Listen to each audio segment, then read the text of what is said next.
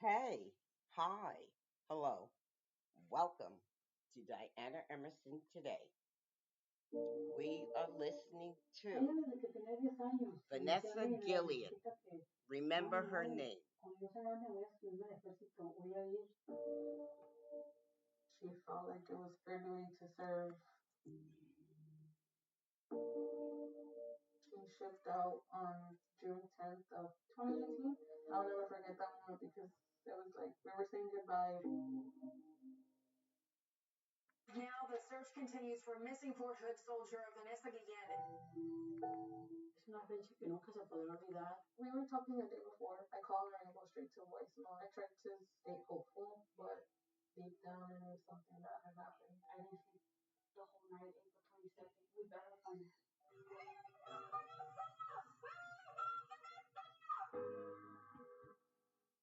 How could this happen on military base? How could this happen while she was on duty? How could this just happen? And then let it go under the rug like it was nothing. There was a few incidences where she had told her colleagues, her friends, her family about being sexually harassed. She deserves respect. She deserves to be heard. Because if this can happen to my sister, it can happen to anyone else. You know, Vanessa Guillen's case was a difficult case. We kind of shook our heads. What the hell's going on?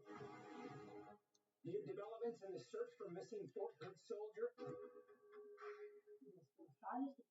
We don't do that to even terrorists. My sister did not deserve to suffer because Fort Hood, the great place, hasn't done anything. ¿Qué motivo llevó a ese grado? ¿Qué es lo que pasó? ¿Por qué ese asesinato? Por eso. I don't know. There's all kind of speculation. Why? Only Vanessa and God know. Neither one of them's going to talk to us. Yo quise morirme con él. We are not going to let Vanessa to have died in vain. We need these protections for our troops. Who's going to go and send their child to the military? Who's going to sign up and say, yeah, I can't wait to get sexually harassed and sexually assaulted this week? And she had to die. She had to be murdered in this Lamberton burn. In order for us, all of us here, to realize that this is happening for decades. Mi hija es historia, es una leyenda.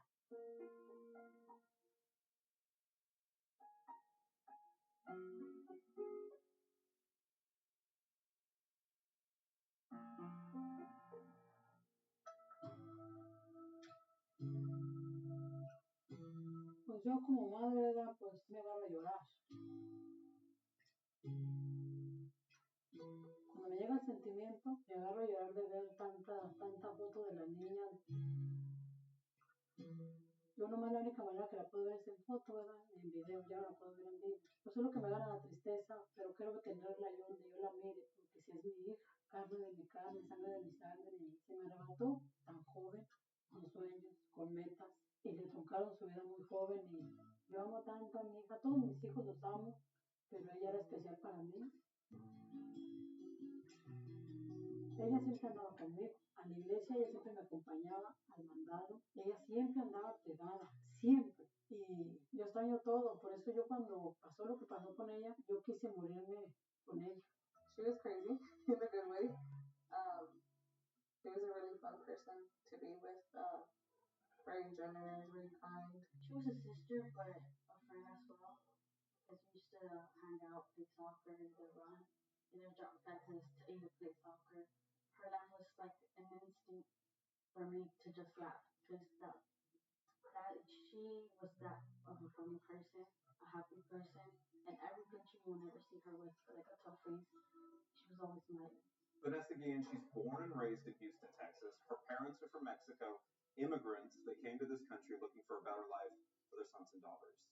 Para salir adelante, sobresalir, trabajando honradamente, como decía ella. Vanessa's family, they're extremely close. They don't always show it. She was a kind, loving person, but for our relationship, as Myra said, used to be like tough with each other, so we never like hugged or cried, but she was unique in her own way. Muy disciplinada y en la escuela siempre estaban pendientes, siempre tuvo buenas calificaciones. Siempre hubo un respeto de padre, hijo y de papá, siempre. Eso no cabe en ninguna duda. Tenemos un bonito recuerdo de ella, de una bella hija. She was into sports. She was a very active person. She never liked to just be sitting around. She was either running or playing soccer. She would train in the track, the soccer field, in the gym. She was constantly moving. Ella era muy atlética, muy hiperactiva, como cualquier muchacha, como mucha actividad. We always used to go to the backyard and play soccer, or we used to watch soccer games on the TV here on the couch. Saliendo de high school, luego a jugar fútbol y luego más tarde tal vez otra vez a jugar.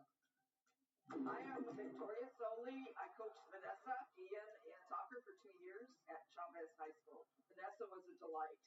Just a beautiful young woman, young girl. She's very determined when she played, a very good teammate. She was just such a good role model for young girls. Por algo dos detalles de ella muy bonitos. De que a ella le gustó siempre los niños y los ancianos. Ella siempre dice que los niños son una bendición y los ancianitos deben cuidarlos. Por eso lo que yo digo que se ha levantado, que se ha levantado. Lo que dice Gloria a mí me consta que sí, siempre poner la mirada en ellos. Y no todas las personas somos así.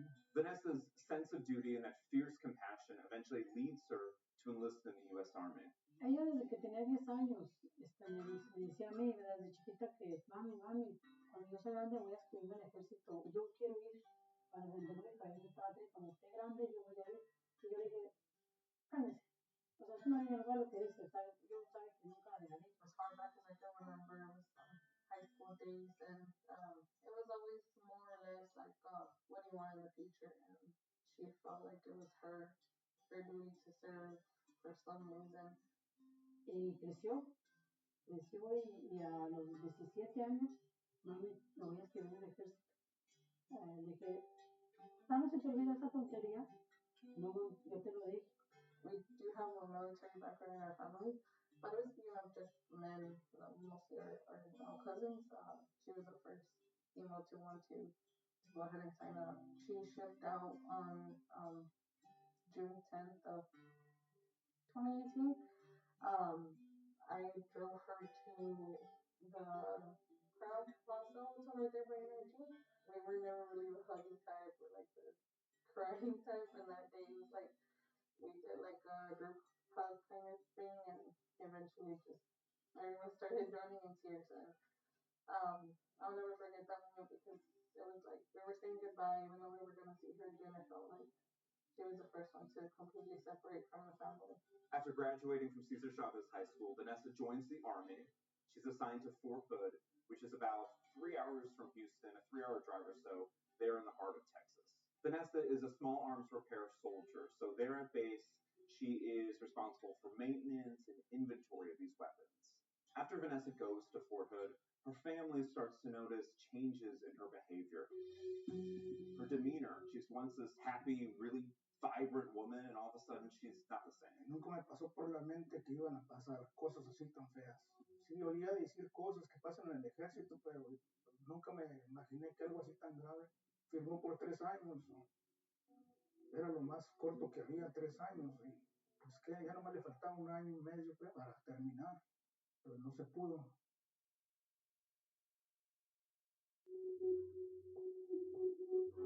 To the mandatory mask order just issued minutes ago by Harris County Judge Lena Hidalgo. April 22nd, 2020. We're in the middle of a global pandemic. People are worried about their safety, their health. They're worried for their family, and they're really unsure about this virus and what it means.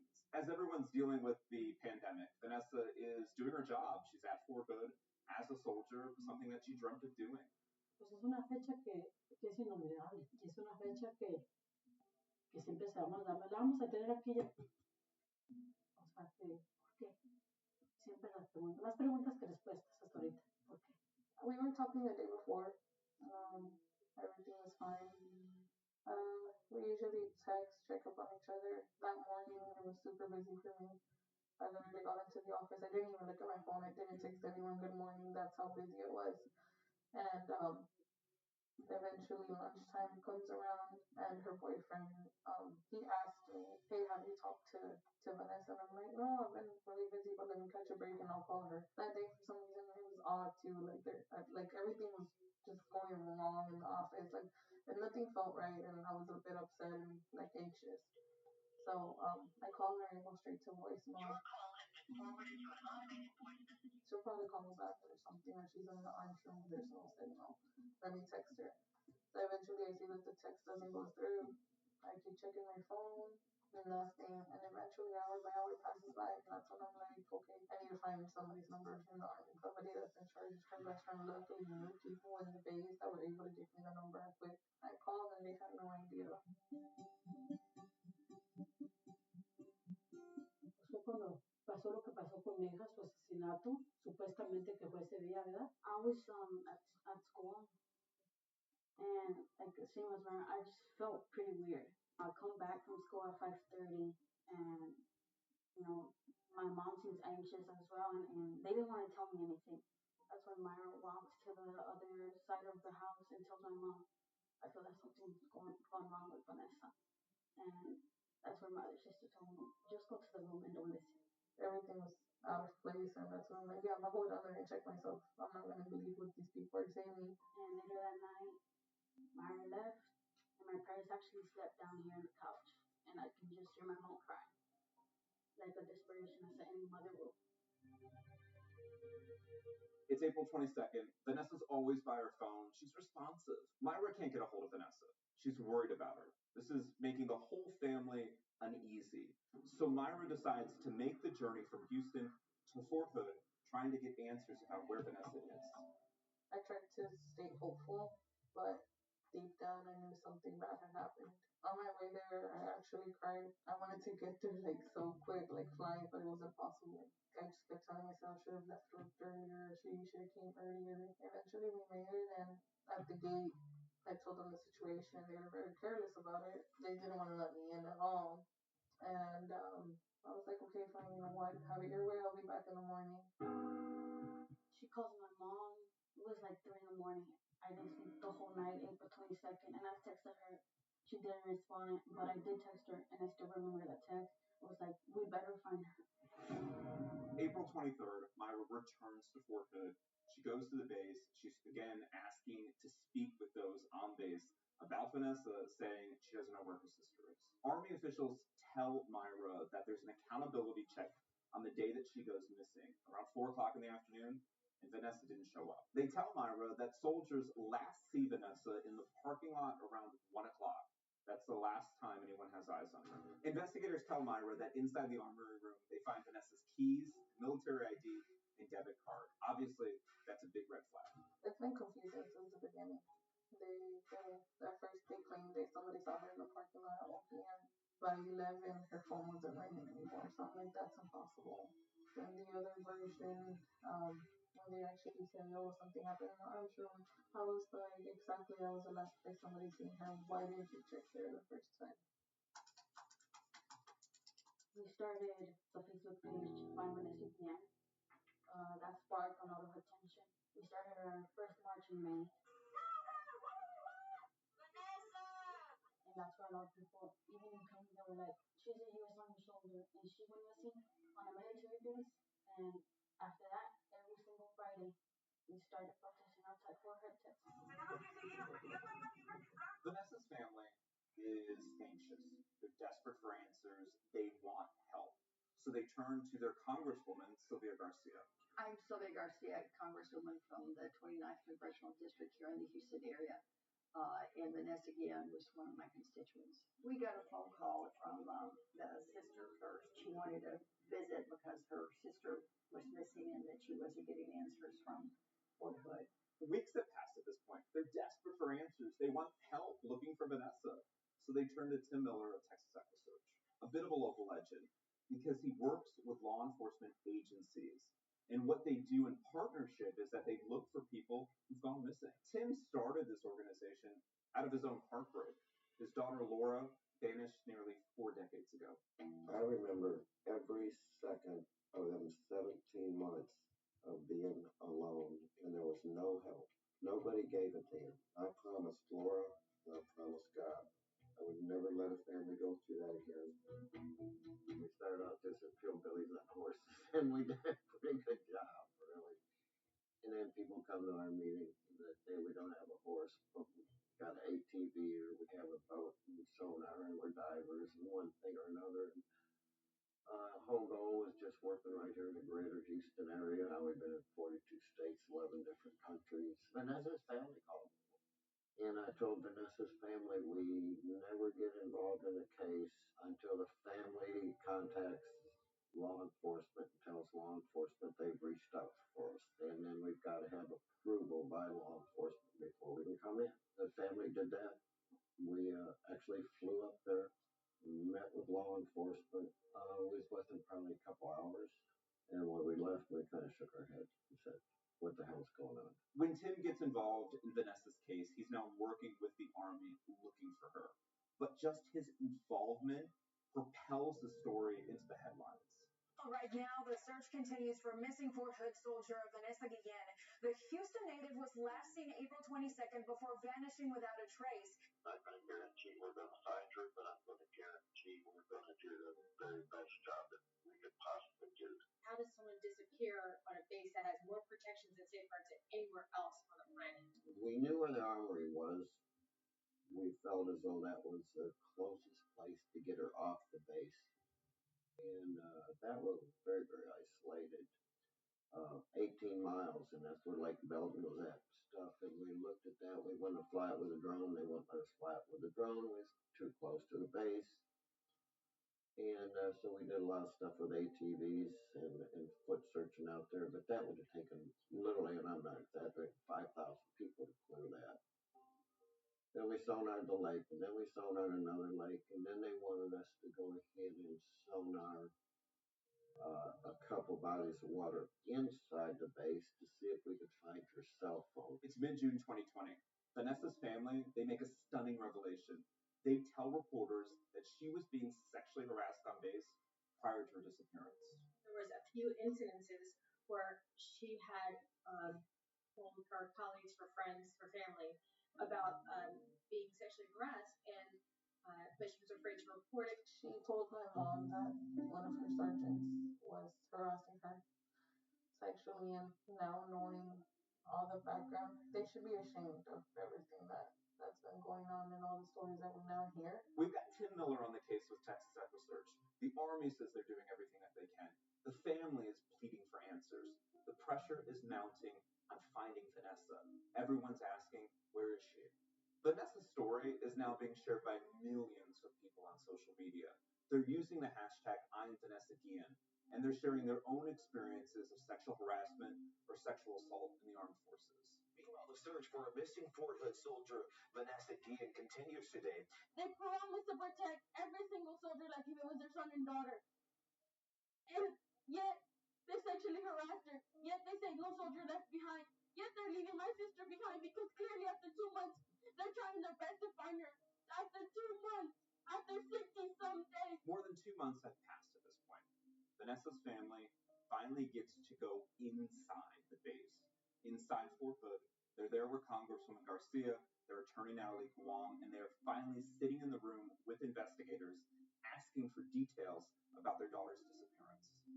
So we made an official inquiry to the Army just at the time that when she was missing. That was probably mid-May. And then I set up a meeting with Colonel Overland, which was her immediate commander in her unit. And that was the first time that he had actually spoken with the family. And that was the challenge the whole time, is that they were not getting answers from the Army.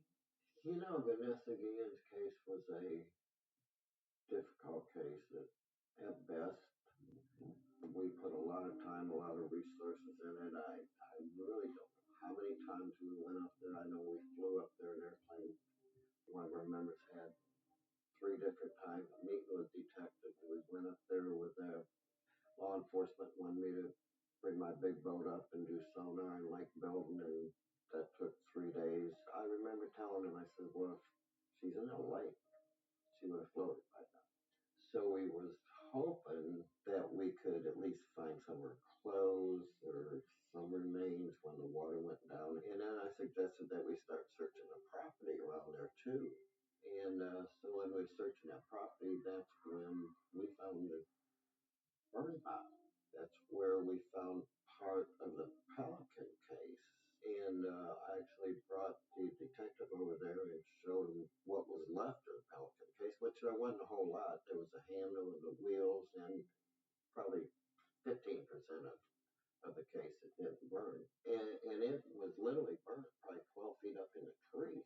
It'd be incredible fire. Why nobody saw it, who knows? And so then I went and I got a probing rod and I probed down in that hole. The probing rod went down real easy, and then I probed around the hole. It wouldn't go down at all. And I said, what do you think about this theory? He said, well, maybe there is something to it. What they did is they burnt their evidence here and they threw it in the river. So now the river was down pretty low. We've actually rented a helicopter and we flew the river to see what kind of boat that we could get in it, and it determined the only thing we're going to get in there is kayak. Hoping that maybe the most we can find now is maybe some of her clothes or something. So we get the kayaks, and that morning, when we was ready to put kayaks in, is when the people were working on the fence. They got the file order and went over there and seen what appeared to be some human remains and some animals were digging up. I think, well, I don't think, I'm going to say I know that if that wouldn't have happened, Vanessa Guillen probably would not be found today. Can you just tell us, what are we looking at? Aquí vemos pues la imagen de la niña, una pintura. Es lo peor y lo más triste y lo más desesperante que le puede pasar a una madre. Un hijo es todo. June 30th, 69 days after Vanessa has gone missing, her family is down in Washington, D.C., pleading with those in power to do something. Vanessa's family is in Washington.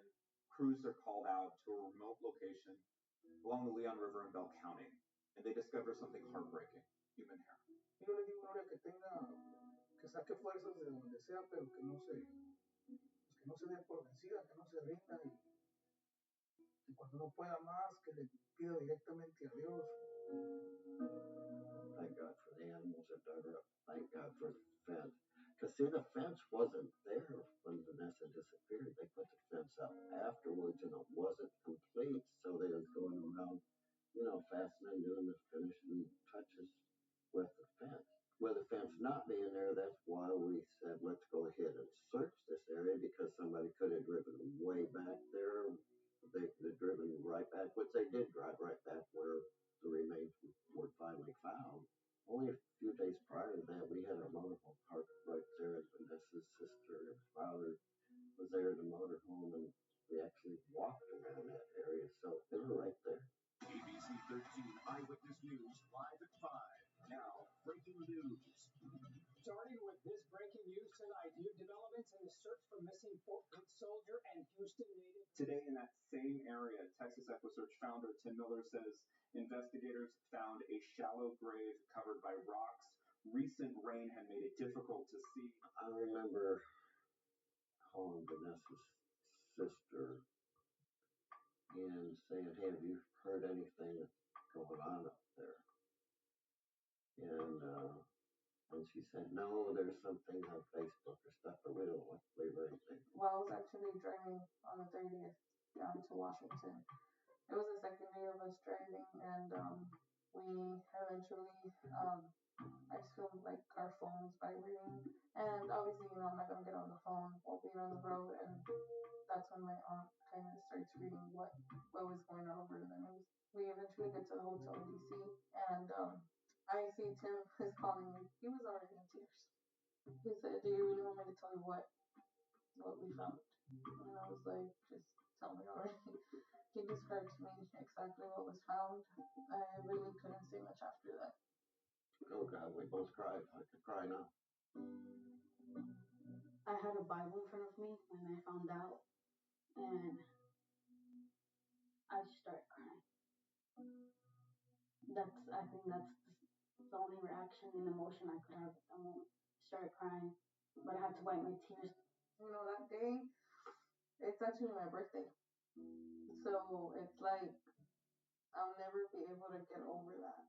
I feel that I'll never be able to celebrate like I did in the past. And for me, it was like a gift from her to have found her that day.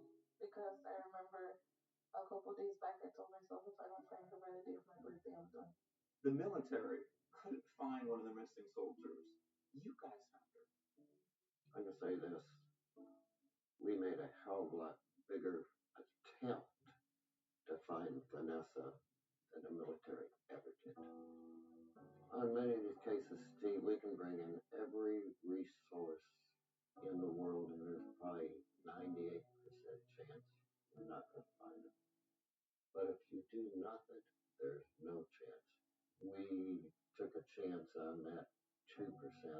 Vanessa's family, they've been praying for a miracle. They're optimistic that one day they're going to find her. They're going to be reunited with her. Instead, they get the call that remains are found. And they're not prepared for the information about how they're found. In truly a horrific state. Vanessa's body is not found in one piece. It's found in pieces. Someone has mutilated it, chopped up her body, burned it, and they've put it in 3 separate piles along the river, buried it, and then encased it in cement. I'm going to tell you what I told one of the investigators after she was found and the way she was found. I told him, I said, you know what? These people that we're actually fighting against in war, we do not go to the extent of destroying them like our own people did to Vanessa. We don't even do that to our enemies. Pero cuando se encontró mi hija el día 30 de junio, yo caí en cama. Yo no supe de mí, yo me fui, porque no, no sentía el dolor aquí, mejor quise no saber. Y créame lo que es algo que no se lo desea ninguna madre. My sister did not deserve to suffer. My sister did not deserve this. But yet I do not lose hope on God. Because God has the last word. My sister deserves justice. That's why we demand a congressional investigation to be done. Because for one, the Great Place hasn't done anything. As investigators are there on the ground at the crime scene, they're also narrowing in on the lone murder suspect in Vanessa's case, Specialist Aaron Robinson. Vanessa is in the armory room working daytime around 11 a.m. and Aaron Robinson is in the room with her. He told police that he had texted her to inform her that he was in the room. He said that she read serial numbers for some equipment, and afterwards he gave her paperwork and the serial number for a machine gun which needed to be serviced. He told police that she then left their arms room, and he believed she would have gone to the motor pool where she would, I guess, turned in the paperwork. But they ended up talking to witnesses in the motor room who said she never arrived. She never arrived with any paperwork. Law enforcement has interviewed 2 witnesses who said they saw Robinson pulling this, what they call a tough box, this large box with wheels out of the arms room on that same day in question. And they said that he loaded it into his vehicle and drove away. Their alarm bells are going off in their head that, oh my gosh, he was disposing of a body. Early on in the investigation, witnesses put Specialist Robinson with Specialist Guillen the day of her disappearance. That information leads them to talk to him and eventually pull his cell phone records. They analyzed the phone records pertaining to Robinson's telephone, and they reviewed the location data, and they could tell that at about 2 a.m. in the morning on April 23rd of 2020, his cell phone was identified as being in a certain vicinity. They were even able to pinpoint it to a location around a bridge, and then they were able to track that the cell phone was moving, and it moved along the Leon River, they said, in a northward direction, and it remained in that area for about 2 hours. As detectives look into this case, they stumble upon Cecily Aguilar. Now, she's this estranged wife of a soldier, but she's also dating Aaron Robinson. Aguilar tells investigators that she's with Robinson the night of Vanessa Guillen's disappearance. And when they interviewed her, her excuse really didn't line up with the length of the phone calls, and she's telling them, we couldn't find my phone. I was home with him that night, and we were just searching for my phone. That would explain the phone calls. They re-interviewed her, and after they re-interviewed her, she said, wait a minute, I apologize, I lied. She said, I had to take a long drive, and that's how I cope with these types of things. And so she's now trying to explain why they might have been in a certain location. She's trying to set up a defense for herself. When Vanessa's remains are found, they go back to Aguilar, and she allegedly confesses to everything, including how she helped Robinson dismember Vanessa's body. They interviewed Aguilar, and she admitted that Robinson had told her that he hit a female soldier in the head with a hammer multiple times back on base in the arms room, and that he killed her. He said he took a hammer, the closest thing he had to him, and he bludgeoned her to death. Supposedly cleans up the room, puts her body in a pelican brief, takes it outside to the hallway, continues to clean up the room. He then told her that he placed her into a box and took her out to a site that was near the Leon River, near the bridge, and she said that this box was already out of the location. He walked her over to the woods, opened up the box, and actually showed her a dead female's body inside the box. And she later identified the body as being that of Vanessa. They buried her body. They try to first burn it. It doesn't burn. So then they use a machete and cut her into pieces and buried her body nearby the river in the ground. They removed the head, how they removed the limbs from the body. She talks about how they tried to burn the body, but that the body wouldn't burn. So they had to take those remains out, and how they put them in holes and covered up. The details of Aguilar's alleged confession are disturbing. She tells investigators they returned to the river 3 days later. Her and Robinson, they have cement. They mix it there along the river, and they conceal Vanessa's remains in concrete. The allegations are that she went through great lengths. They both went through great lengths to try to hide the body.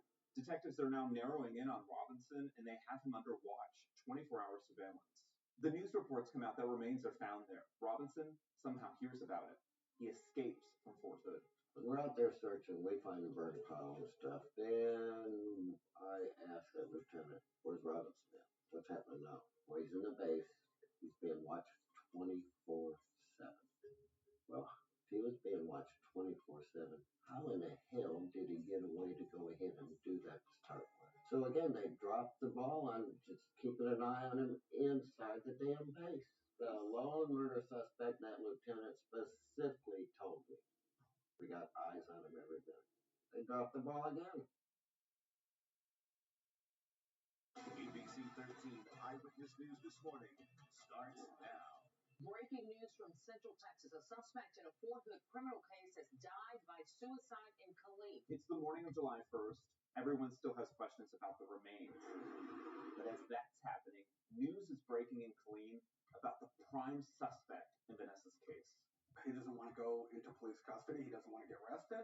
He's on base. He escapes from being on base and runs from the scene, has communications with her, and ends up ultimately killing himself when the police catch up to him. We've since learned from an Army report that there was poor communication between the soldiers that were tasked for looking at Robinson.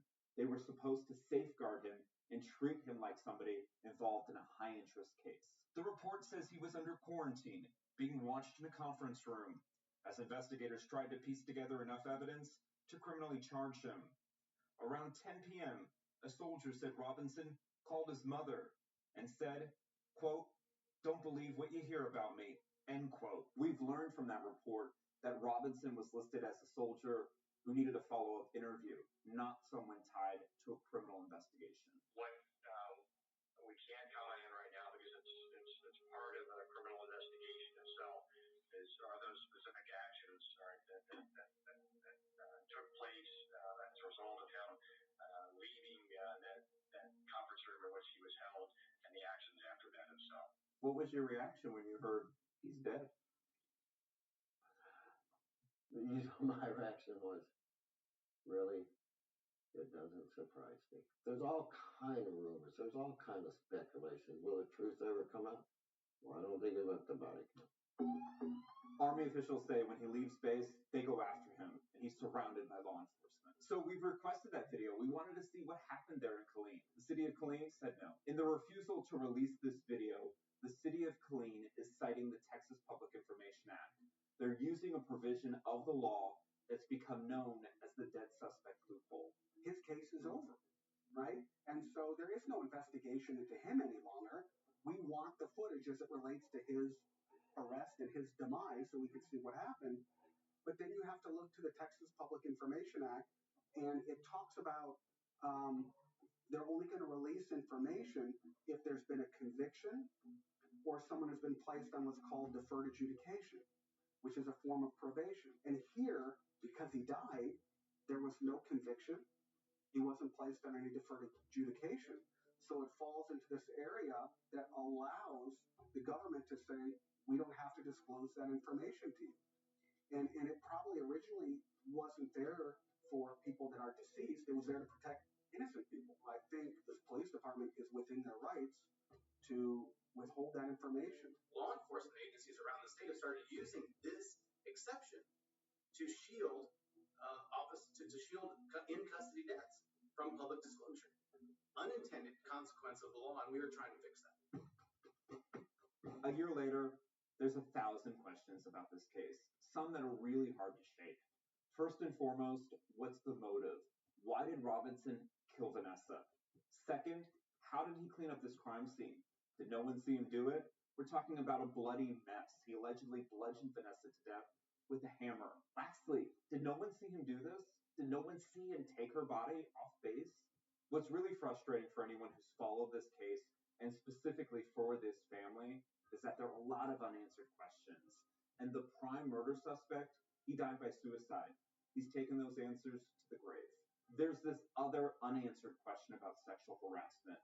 A 2021 Army report reveals that Robinson did not sexually harass Guillen. It says, however, that he did sexually harass another female soldier on base a year before. ¿Qué motivo llevó a ese grado? ¿Qué es lo que pasó? ¿Por qué ese asesinato? Porque ni el peor de los criminales se merece un asesinato así. Ni el peor.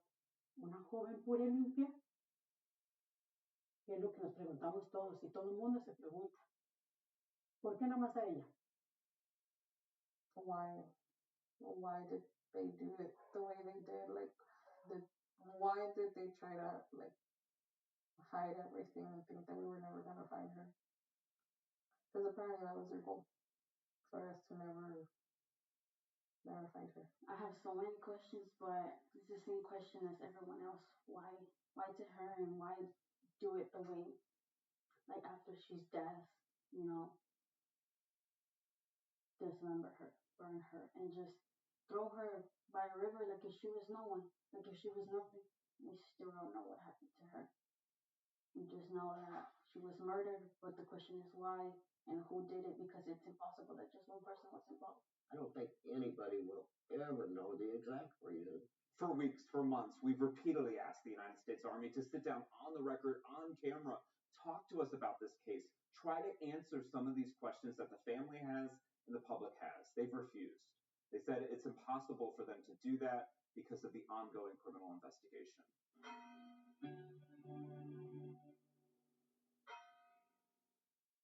I was overwhelmed with emotions. I was hurting inside, but I kept my composure and gave her the salute that she deserved. It's a life, it's a human life, she'll never get married, she'll never have kids. It's someone lost their daughter, someone lost their sister. This is hard for me because she's 20. She graduated the same year. I have a son in the military, and I can't imagine my child not coming home.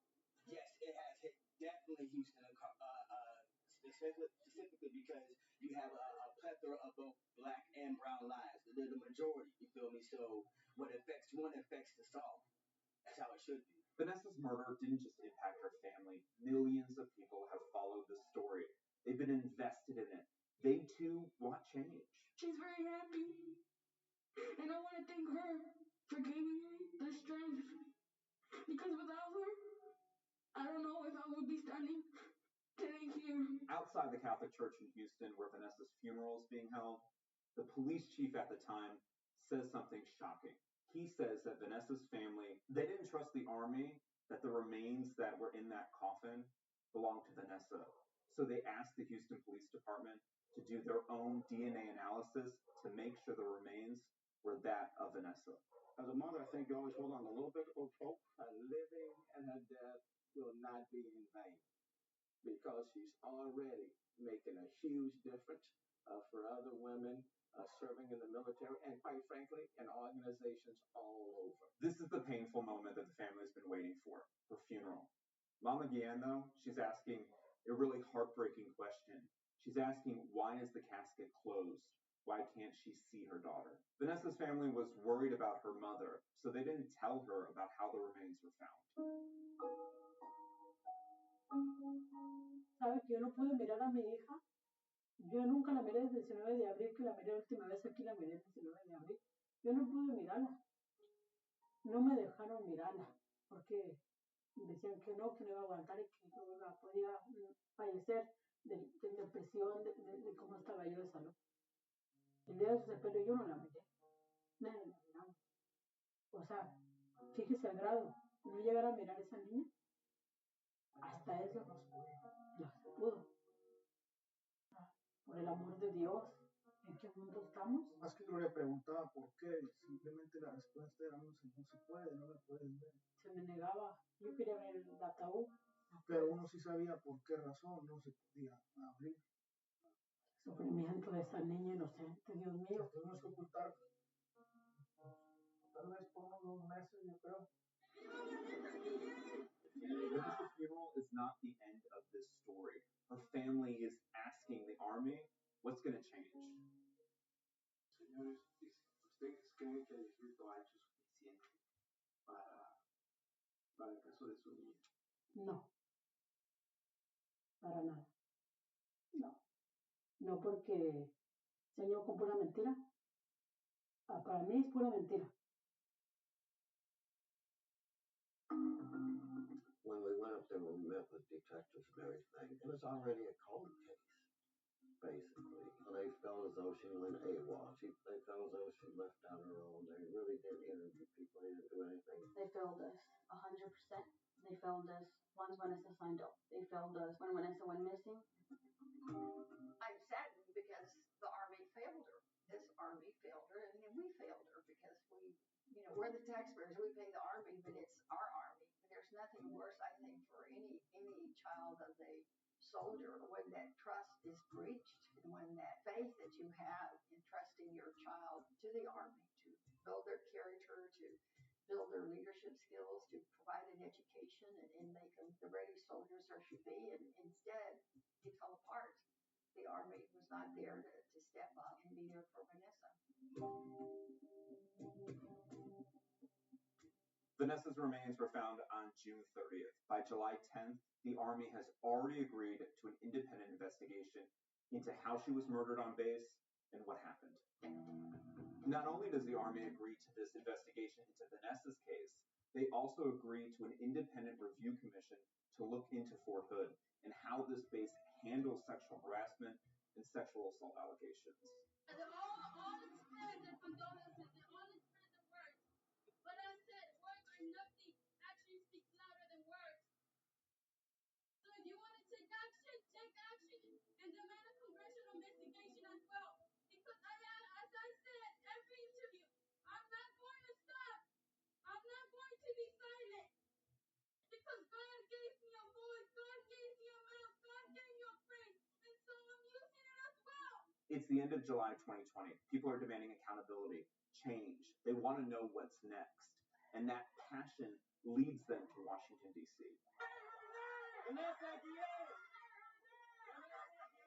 I feel like the women in the military have to take this and they don't have a voice and we need to be the voice for them. I have little sisters that are her age, and when the situation happened, that's who I envisioned. Being there, supporting the family, shows the family that they have the backing of the people.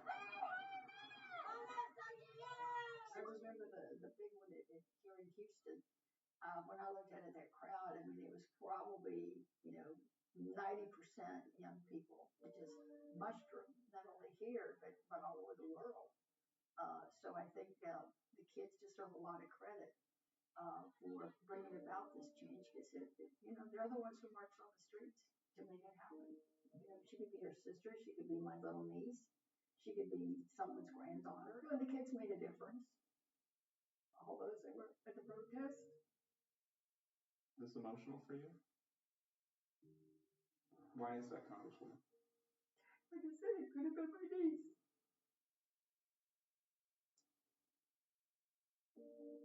Congressional leaders, they're meeting and they're talking about Vanessa's case, What went wrong and what will change at Fort Hood? I want to say to the Guillen family that we are not going to let Vanessa to have died in vain. I think what pains me is that she was missing for 70 days, and of course the gruesome brutality of her murder. News reports from the very, very beginning mentioned sexual harassment. Her family shared that story from the very, very start. Why did it take so long for y'all to try to go in and look at this snapshot to see what's going on in case you needed to do something? As Vanessa's story is making headlines and lawmakers are promising change, the family sits down with then President of the United States, Donald Trump. It hit me very hard. I saw what happened to your daughter, Vanessa, who is a spectacular person and respected and loved by everybody, including in the military. The way they treat Vanessa, they treated us. No transparency, no respect. They did not respect our pleading. They did not respect our pleading of my mother. And they did not respect my sister. I want to find out how is it that her chain of command fell. We're going to get to the bottom of it. And how could it have happened when nobody knew about it at all? They must have known. One of our own killing a teammate. You know, it takes a shot at the system and it rattles the system of the trust that you have to have in this profession. Because of just how hard it is, what we do around the world. Vanessa was our teammate. And we let her down. We let her family down. And it hurts. The story he gave us is completely, I don't even know what the right word for it is, but no one believes that story. We're pushing, we try not to let so many emotions get in between what we have to do to honor our sister. You have to keep fighting. You have to keep pushing no matter what. And like she telling me that, it encourages me more and more because that's how Vanessa always mentioned to us. Never give up. It's September 2020. The Army makes a huge announcement that leadership at Fort Hood is changing. Vanessa's family says that's not enough.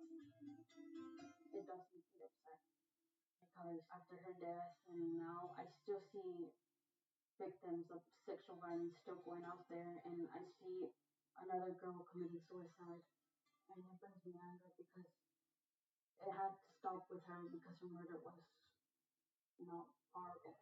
But yet it hasn't, and that's why, makes me more upset than I have ever been. I had no idea before any of this happened that the military had such a dark background. Now that I know, I feel like it's our responsibility, especially because they did it to one of ours.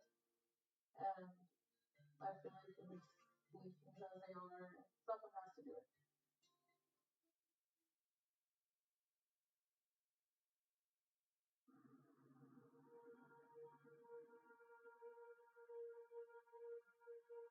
Dice otras madres que me he topado siempre, que me topo donde quiera, que me abrazan donde quiera. Dios lo sabe, que no puedo salir yo porque usted es la mamá de la niña. Usted es la mamá de la niña. Dice, yo ya estaría muerta. Yo ya estaría muerta si me como aguantado ese dolor y que por mis hijos tengo 5 más. Por eso aguantado. Y porque Dios me ha mantenido de pie, la oración de toda la gente. Is it hard talking about her? Yes, it is. It's very hard to talk about her. Why is that? Because it's about what happened to her. It like my memory goes back and it hurts me a lot. Like hearing my mom crying at 3 a.m. in the hotel. It hurts me. I have my days sometimes where I feel like not talking to anyone, not doing anything. But life has a way of teaching you how to be tough. But I look at it the other way. I try to find the bright side of things and try to keep going. It's December 2020, 8 months after Vanessa goes missing. The Army releases another shocking report. Now to today's huge news out of the U.S. military. At least 14 Army leaders, including a general, were fired or suspended for leadership failures at Fort Hood. There were 93 credible accounts of sexual assault, but only 59 were reported. What was made abundantly clear is that we got to fix our culture, particularly regarding sexual harassment and sexual assault. The report is stunning. It talks about failed leadership there at base. What's even more stunning is this idea that this immigrant family that came from Mexico, went to Southeast Houston, they're able to force the most powerful military in the world to change. If Vanessa was Looking down, what do you think she'd say to you about your guys' continued efforts, about your relentlessness, about so many people have looked on and just been in awe of your family and the determination you've shown? Because Chief Acevedo said you guys moved the United States Army to act. That question was very emotional.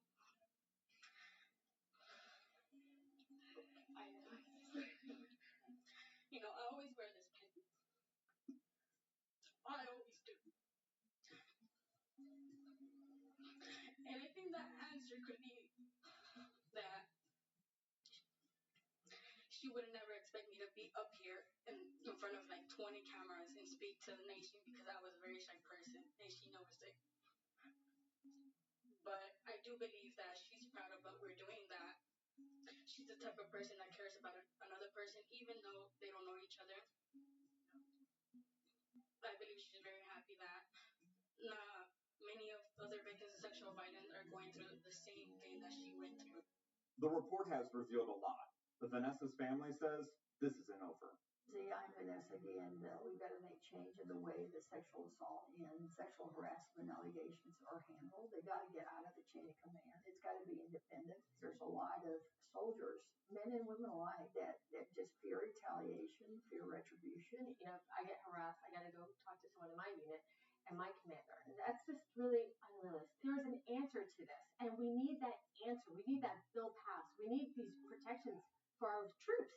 Otherwise, who's going to go and send their child to the military? Congress is enumerating the power to pass legislation. We need them to do their job so that way we can all sit as we are today and knowing that we're protected, knowing that our sons and daughters who are serving are protected. Oh, it'll happen. Jackie Spears here to make sure. I'm there to make sure. The DNs are here. I think there's a lot of support. Remember, there was 180 sponsors last time. There will be that many this time or more. It will get done and change will come.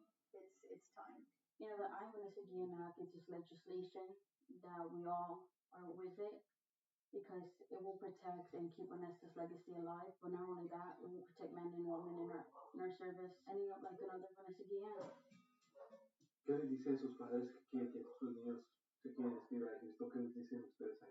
Yo como le he pedido cero alistamiento, que por favor que me sigan apoyando, que me apoyen bastantes madres, porque tienen corazón y saben el sentimiento de una madre y un hijo que lo ama. Que me sigan apoyando y que cero alistamiento hasta que no cambien las leyes en el ejército y haga una protección para los jóvenes, una ley como la ley que estamos pidiendo. Yo soy Vanessa Guillen. As much as Vanessa's story is heartbreaking, change is coming from it. Survivors are coming forward and they're standing with Vanessa's family, saying they are not alone. My name is Stephanie Gatas, and I am the founder of the Pink Berets, which is an organization that focuses on women in the armed forces and veterans and first responders who struggle with post-traumatic stress, military sexual trauma, and traumatic brain injury. I believe change is coming because of the fact that there has been numerous conversations centered around sexual assault in the military. My name is Tina, and I'm an MST survivor. Military sexual trauma, I was raped on active duty. I was stationed in Jacksonville, Florida. It was our first holiday after my first deployment. Single sailors got together, and I relaxed. I was with my ride or dies. I got too drunk, and I thought by removing myself and going to a bedroom where I thought I would be out of sight, out of mind, to sleep it off, that happened. And this is somebody new? Yes, I worked with him. I was very good friends with him, even after. I thought that if I could keep my belt buckled, that I would be safe, that I was going to be okay walking out of there. And that wasn't the case.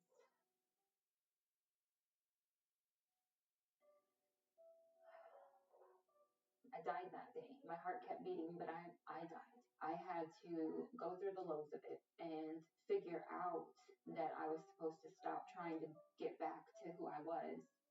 And I'm creating the new person now. You find the new wherever you can get the pleasures, the good. You find it. I went through a period of complete and absolute self-loathing. The whole process. You go to work 2 days later, you put on a happy face to the point that your chief says, you know, this fake it till you make it, this it's a fine Navy day. One of the worst things about MST, about being sexually assaulted, of course, it's the act itself, but it's the lack of self-trust that happens after. They tell you all the time, it's not your fault. But you know your choices, regardless of whether it was your decision, your choices led you to whatever scenario put you in his path. And so it just starts to go so deep because you have to have a reason. That you can't, how do you fix something that you don't know how it happened if it wasn't your fault and you had nothing to do with it? You have to have somewhere to start to work your way back. So you almost have to blame yourself. Vanessa Guillen's disappearance and death in Fort Hood. Why did her story resonate with you so much? She's a Hispanic female, an active duty service member. I believe she was within her first or second year of service. Everything was the same for me. It took so long for all of the details to come out as a whole, and that just makes the story worse. I wholeheartedly believe that Vanessa Guillen's story is always going to remain the catalyst for this change. I don't think that it will ever go away. No more than a woman's memory of rape goes away. So you're going to consistently see Vanessa Guillen's name across a number of different changes, across a number of different stories. I want to see that Vanessa Guillen act get pushed through. On April 22nd, what do you plan to do? April 22nd, I'll be starting my 76-mile run from here at Fort Sam to the Capitol in Austin. I'm running 76 miles because it took approximately 76 days for Specialist Guillen's remains to be located. I'm starting on April 22nd because it's the anniversary of her disappearance. I decided to do it because 76 days was too much for her family to be put through that. I'll run a really hard 76-mile run. I'll finish at the Capitol. Hopefully leave the message a year out, we're not letting this go. 1 year later, Vanessa's family doesn't have the answers that they want. They really don't have any answers to what happened on April 22nd. Good afternoon, everyone. Welcome to the Military Personnel Subcommittee. What the Independent Review Committee found was startling. Quote, the Fort Hood CID is a training ground. These young, inexperienced agents were checklist driven, focused on developing a case file that simply checked the boxes rather than identifying and working leads and suspects that are most likely to resolve cases. Perhaps most disconcerting is that, quote, a large number of sexual assault cases were lost or dismissed at court-martial, partially due to investigations that were rote and lacked essential evidence, unquote. The main investigator left, and they were short-staffed. They didn't have the capacity. They were not properly trained. If you're short-staffed, you're not given the resources. I mean, some simple thing, even in terms of never having found her phone, but not never looking at and trying to track the phone and trying to track anything. I mean, that's the sort of simple technology that most investigators and investigative teams use. I mean, even some kids know how to do that. There's been a lot of people, a lot of agencies looking into Vanessa's case. There's been a lot of reports. But this one finally comes out, and it does something that all the other ones haven't. It validates what her family has been saying, that she was sexually harassed there on base. She was sexually harassed. The findings of the report indicated that soldier that sexually harassed her was not Specialist Robinson. The report says that a supervisor did sexually harass Vanessa. Leadership was informed, and they failed to take appropriate action. The report also says that Vanessa felt uncomfortable during a field training exercise one day when she's outside trying to use the bathroom. With all these details coming to light, the sexual harassment allegations being confirmed, investigators, though, say they don't believe that contributed to her murder. The family attorney for Vanessa Guillen, she fires back. She says there's a lot of inconsistencies in this report, and it's more about damage control than actual substance. It's amazing how far we've gotten. I still can't believe it today. We're actually standing here and we're gonna get our voices heard. It's really important because the change has to happen. It has to happen now. The Army announces sweeping changes that they're implementing the recommendations from that independent review. They're restructuring the Criminal Investigation Command. They're redesigning the Sexual Harassment and Sexual Assault Prevention Program. The Army also has launched the People First Task Force. They say it will combat sexual harassment, sexual assault, and violent crimes. Pues, seguir en esta lucha que nos tocó y Dios permite que se sepa la verdad. Yo quisiera que ya todo estuviera terminado, pero no parece así.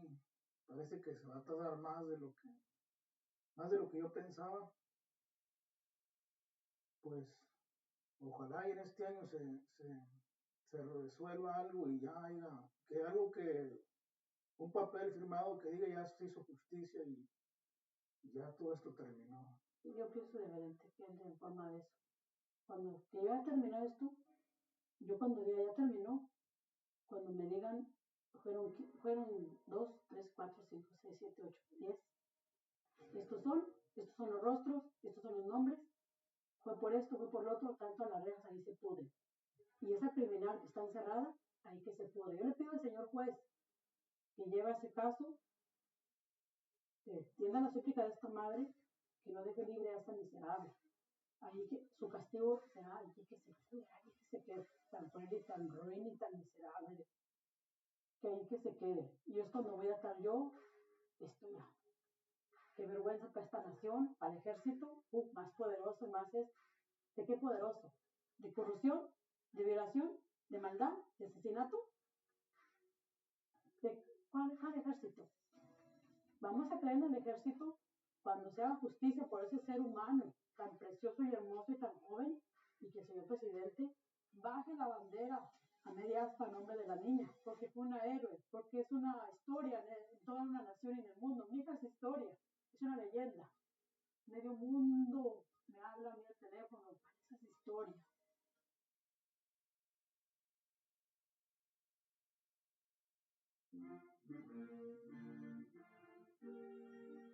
I remember me and my brother, my youngest brother, over there at the very middle by the sidewalk. We used to hold posters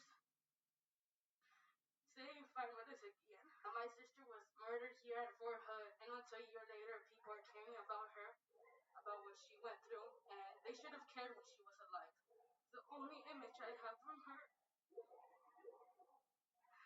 is a picture that I can just hold with my hand, but I can't touch hers. Pues tenemos aquí son pinturas que me han hecho las personas de la familia Vanessa, reconocimientos por la congresista, por el alcalde, por la jueza, varias cosas, fotos que han hecho para la niña, la gente, esa manta que tengo aquí atrás de mi espalda, todo esto lo ha hecho la gente, el pueblo, la nación, por ahí, por esa niña. Me da mucho gusto que la gente nos haya apoyado, la gente que dibujó todas las pinturas, la señora que nos regaló los cuadros que le regalaron de Silvia García, de los veteranos y de otras, de Ciro Houston y otras más cosas que hay, y muchas pinturas que nos han regalado, otras están allá en el comedor, y pues gracias a toda esa gente por apoyarnos. The time that's passed, it feels like it's been rushed full, but at the same time so slow. Sometimes I still don't capture the whole thing in my head. I feel like as if she's just gonna walk in one day and basically I haven't admitted it. So it's really hard. It's quiet, quieter than usual. She was always really loud. So we would hear her come in, she would just bump into the door with all her bags and drop them everywhere and just bust into the room and be like, hey, do you want to wake up? And I'm like, sure.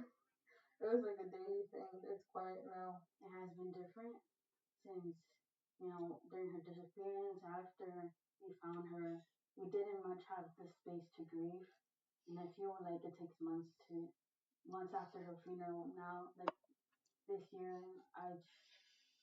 my memory has recapped everything now. And I think it has been really tougher than last year. Ha sufrido mucho.